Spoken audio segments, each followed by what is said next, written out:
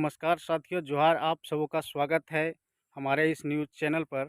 बताते चले कि विगत कुछ दिनों से गिरिडीह मुफस्सिल के ग्राम बजटों में हाथियों के द्वारा किए जा रहे नुकसान और तबाही रुकने की नाम नहीं ले रही है।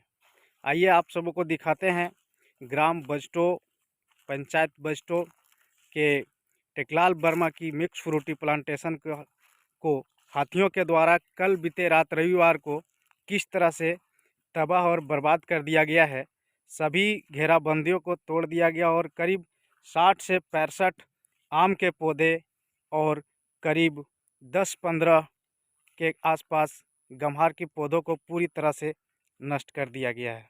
लगातार कुछ दिनों से डुमरी क्षेत्र से हाथियों का प्रवेश रात्रि के समय बजटों पंचायत की ओर होती है और लगातार किसानों का धान और फसलों को नुकसान किए जा रही है। वन अधिकार के द्वारा बहुत ही कम प्रयास किया जा रहा है कि हाथियों को सुरक्षित स्थान पर भेजा जाए और इस तरह से आज बीती रात को ग्राम बजटों में टेकलाल वर्मा के आम बागवानी को हाथियों के द्वारा पूरी तरह से नष्ट कर दिया गया है।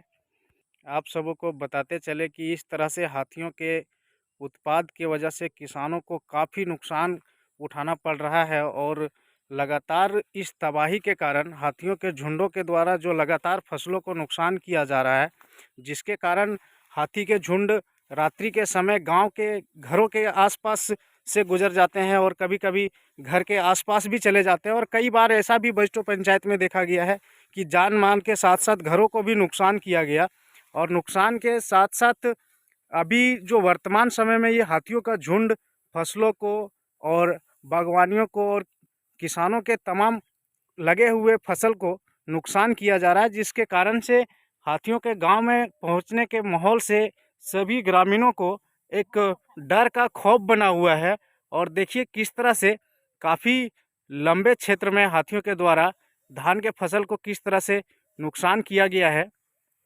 परिजनों से पूछताछ की जा रही थी और बताया जा रहा है करीबन 25 से 30 हाथियों का झुंड आज धान खेत में किया नष्ट।